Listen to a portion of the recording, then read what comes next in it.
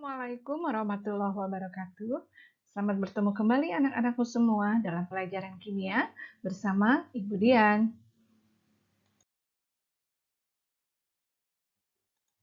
Pada pertemuan sebelumnya, kita telah membahas mengenai cara menghitung delta H suatu reaksi. Ada beberapa cara bukan?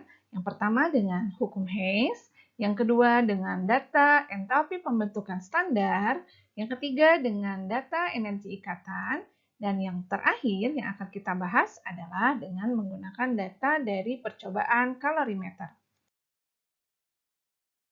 Kalorimetri merupakan suatu metode untuk mengukur panas dari suatu reaksi dengan menggunakan alat yang disebut dengan kalorimeter.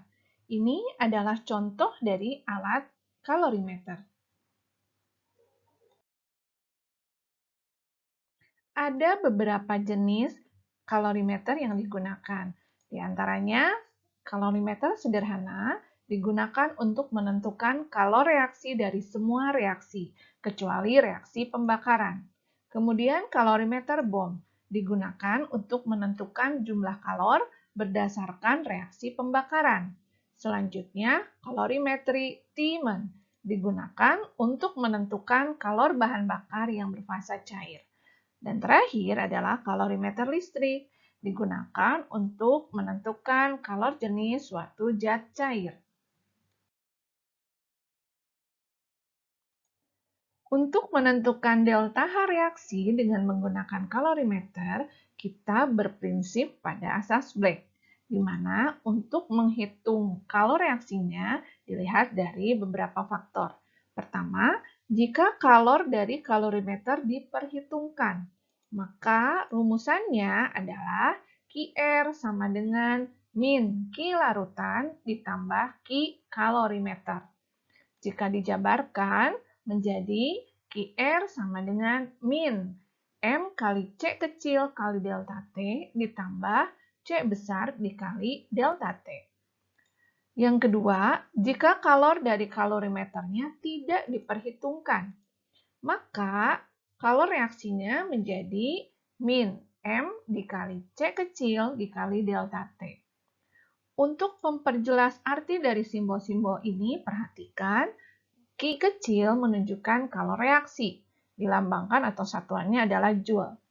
M adalah massa total zat dalam satuan gram. Jadi yang dimasukkan ke sini adalah massa total zat di dalam larutan. C kecil disebut kalor jenis zat. Satuannya Joule per gram derajat Celcius atau Joule per gram Kelvin. Delta T merupakan perubahan suhu yang dinyatakan dengan satuan derajat Celcius atau Kelvin. C besar menunjukkan kapasitas kalor kalorimeter dengan satuan Joule per derajat Celcius atau Joule per Kelvin.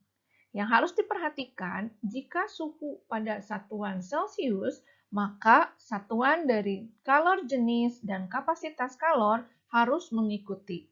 Begitupun jika satuannya Kelvin, maka semuanya pun harus dirubah ke dalam Kelvin.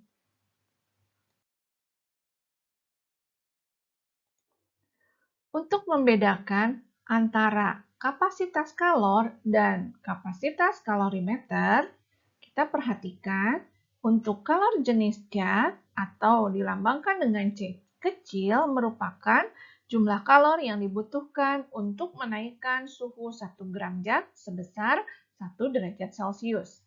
Sedangkan kapasitas kalor merupakan jumlah kalor yang dibutuhkan untuk menaikkan suhu suatu zat sebesar 1 derajat Celcius.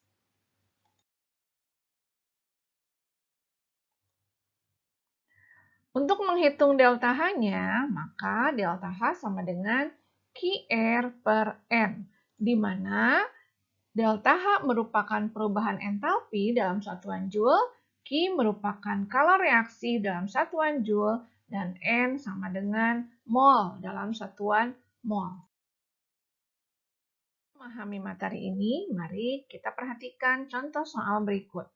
10 gram NaOH dimasukkan ke dalam kalorimeter yang berisi 150 gram air.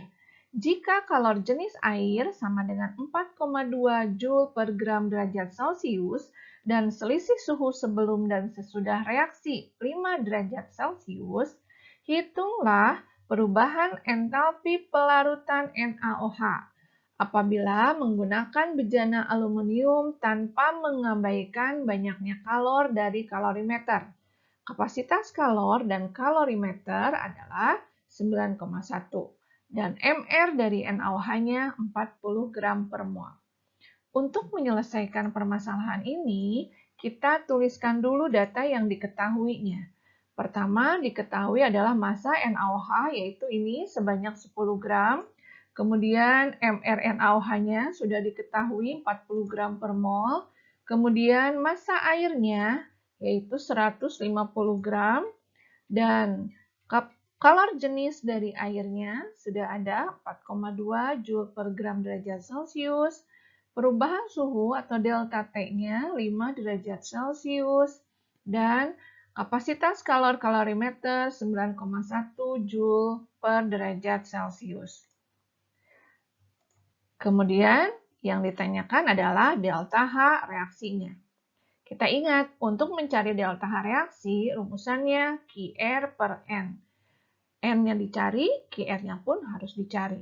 Pertama, kita cari QR-nya. Kita menggunakan rumusan yang tidak mengabaikan kapasitas kalor dari kalorimeter.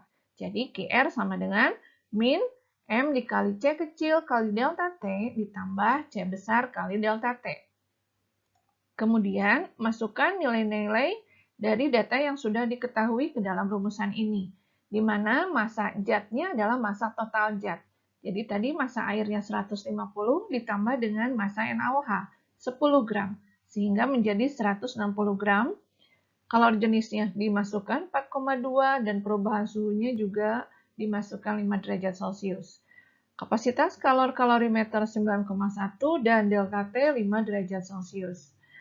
Jangan lupa kita perhatikan satuannya. Untuk gram, ini bisa dicoret.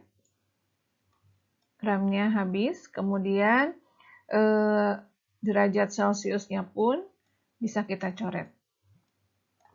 Sehingga hasilnya QR sama dengan min 3360 Joule ditambah 45,5 Joule. Ketika dijumlahkan, maka hasil totalnya min 3405,5 Joule sama dengan min 3,4055 kJ. Kemudian jangan lupa untuk mencari molnya, di mana mol itu dicari dari gram per mol. Gramnya 10 dan MR-nya 40. Satuan gramnya sudah bisa dicoret sehingga hasilnya 0,25 mol. Lalu kita masukkan ke dalam rumusan delta H-nya. Sama dengan Q dibagi N. Q-nya min 3,4055 kJ dibagi 0,25 mol. Sehingga hasilnya min 13,622 kJ per mol. Demikianlah salah satu materi untuk mencari delta H reaksi dengan menggunakan data dari percobaan kalorimeter. Agar kalian lebih paham lagi, silakan kalian berlatih dengan satu soal yang Ibu berikan ini. Selamat berlatih. Terima kasih atas perhatiannya. Wassalamualaikum warahmatullahi wabarakatuh.